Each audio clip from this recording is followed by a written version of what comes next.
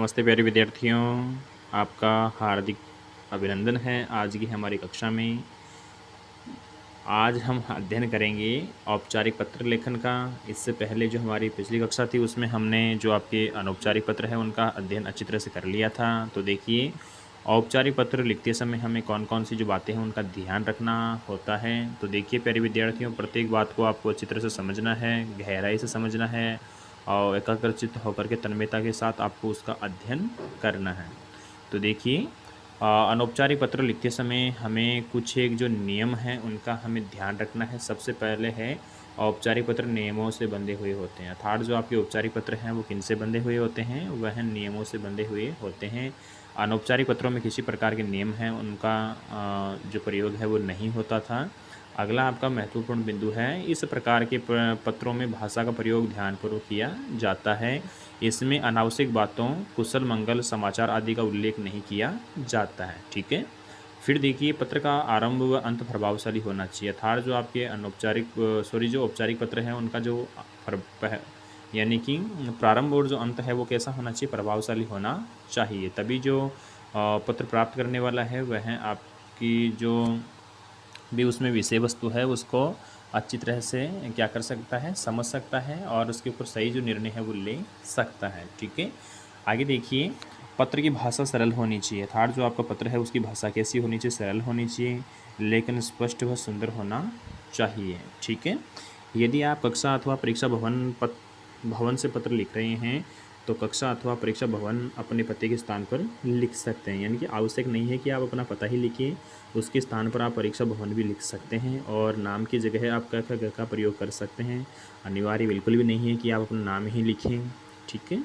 और पत्र पृष्ठ को के बाईं ओर से हाशिए के साथ मिलाकर लिखें, अर्थात जो आपकी भी नोटबुक वगैरह है उसमें जो हाशिया है, यानी कि यहाँ से आपको क्या करना है, जो भी है आपका सेवा में वगैरह है उसका क्या करना है, प्रारंभ है वो करना है। ठीक है। बीच में से बिल्कुल भी नहीं करें, दाईं तरफ से यहाँ से आपको प्रारंभ नहीं करना है, बल्कि यहाँ से यानी बाईं तरफ से आपको क्या करना है, प्रारंभ है वो करना है आपके पत्र का। फिर देखिए, पत्र को एक पृष्ठ में ही लिखने का प्रयास करना चाहिए ताकि तारतम्यता लयबद्धता बनी रहे, यानी कि जो भी आप पत्र है वो जैसे कि औपचारिक पत्र है, आप अपना एप्लीकेशन वगैरह है वो जो लिख रहे हैं वो आपको एक ही पृष्ठ पर लिखना चाहिए। ठीक है।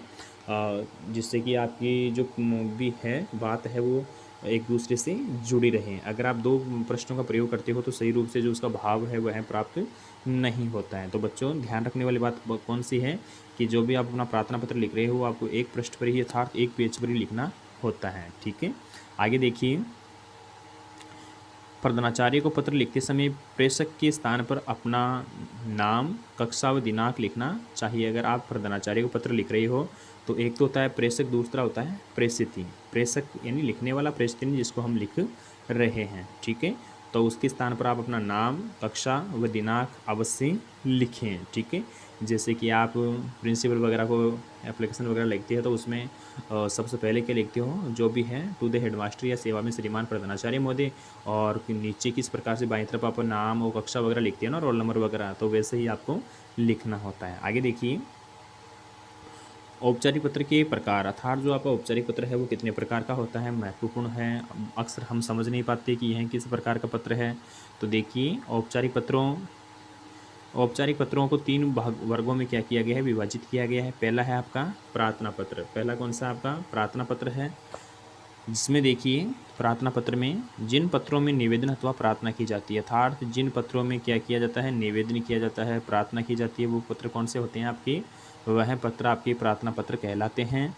वे प्रार्थना पत्र कहलाते हैं, अर्थात पत्र में अवकाश, शिकायत, सुधार, आवेदन आदि के लिए लिखे गए पत्र आते हैं। ये पत्र स्कूल के प्रधानाचार्य से लेकर किसी सरकारी विभाग के अधिकारी को भी लिखे जा सकते हैं, अर्थात स्कूल के प्रधानाचार्य को लेकर के कोई बड़ा अधिकारी होता है उसको भी लिखे जा सकते हैं। वे पत्र कौन से होते हैं, आपके प्रार्थना पत्र कहलाते हैं। दूसरा है आपका कार्यालय पत्र। कार्यालय पत्र में देखिए, जो पत्र कार्यालय कामकाज के लिए लिखे जाते हैं वे कार्यालय पत्र कहलाते हैं। ये सरकारी अफसरों या अधिकारियों, स्कूल और कॉलेज के प्रधानाध्यापकों और प्राचार्यों को लिखे जाते हैं। ठीक है।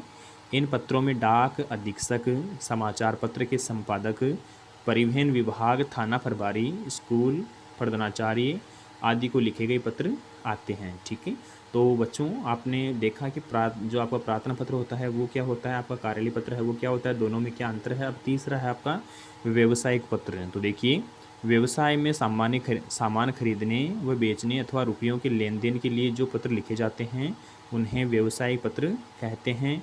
इन पत्रों में दुकानदार, प्रकाशक, व्यापारी, कंपनी आदि को लिखे गए पत्र आते हैं। ठीक है, तो हमने तीनों के तीनों जो अनौपचारिक पत्र हैं उनके जो प्रकारों का हमने क्या कर लिया है, अध्ययन कर लिया है। पहला आपका प्रार्थना पत्र है, दूसरा है कार्यालय पत्र है और तीसरा है व्यवसायिक पत्र। इसमें केवल मात्र आपका जो प्रार्थना पत्र है वही आता है, कार्यालय पत्र और जो व्यवसायिक पत्र है वो आपको 9th क्लास में है वो नहीं पूछा जाता है। ठीक है, तो ज़्यादा चिंतित होने वाली बात नहीं है। आपको कार्यालय पत्र और जो व्यवसायिक पत्र है उनका अध्ययन नहीं करना, वो हम आगे आने वाली कक्षाओं में करेंगे। आपकी बार जो हमारे अध्ययन का विषय है वो है केवल मात्र प्रार्थना पत्र। आगे देखिए विद्यार्थियों, अगला है हमारा औपचारिक पत्र में। औपचारिक पत्र का जो प्रारूप है उसमें निम्न 7 बातें हैं वो हमें ध्यान रखने योग्य होती है। वो 7 बातें हैं, वो है प्रमुख। तो देखिए, प्रमुख जो औपचारिक पत्र है उसका जो प्रारूप है उसमें निम्न 7 बातें ध्यान रखने वाली होती है। वो है 7 बातें। सबसे पहले है सेवा में लिखकर पत्र प्रापक का पदनाम तथा पता लिखकर पत्र की शुरुआत करेंगे। सबसे पहले हम क्या करेंगे, सबसे पहले हम सेवा में लिखेंगे। क्या लिखेंगे, सबसे पहले हम सेवा में लिखेंगे और सेवा में लिखने के बाद में क्या करेंगे, जो भी जिस व्यक्ति को आप पत्र लिखना चाहते हैं, जैसे कि प्रधानाचार्य है या जो अन्य है जैसे थाना प्रभारी हो गया, कोई भी अन्य व्यक्ति विशेष है जिसको हम पत्र लिख रहे हैं, उसका जो पद है और उसका पद नाम है और जो पता है उससे क्या करते हैं, उसकी शुरुआत है वो करते हैं। फिर दूसरा महत्वपूर्ण बिंदु है वो है विषय। ठीक है, दूसरा महत्वपूर्ण बिंदु कौन सा है, विषय।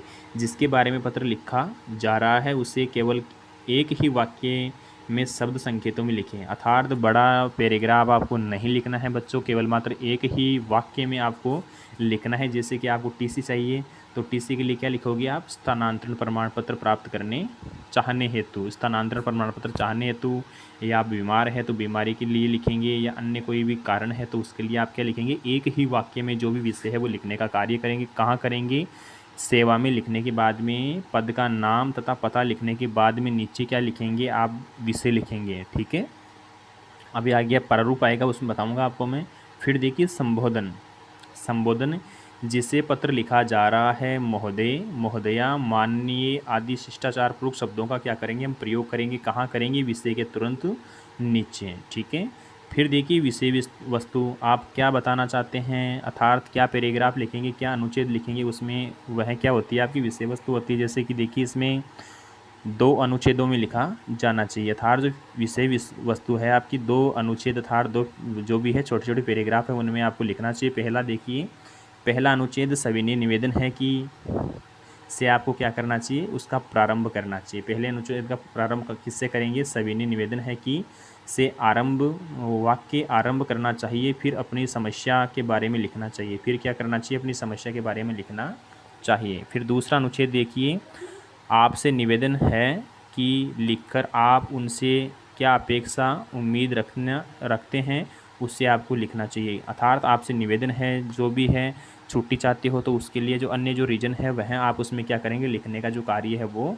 करेंगे। तो पहला अनुच्छेद आ गया सविनय से और दूसरा किससे आ गया, आपसे निवेदन है कि। ठीक है, यह दोनों आपके अनुच्छेद है वो आ गए, किसमें आ गए, आपकी विषय वस्तु में। ठीक है विद्यार्थियों, फिर देखिए हस्ताक्षर व नाम, नीचे क्या करेंगे, और यह विषय वस्तु होने के बाद में धन्यवाद या कष्ट के लिए क्षमा जैसे शब्दों का प्रयोग करना चाहिए।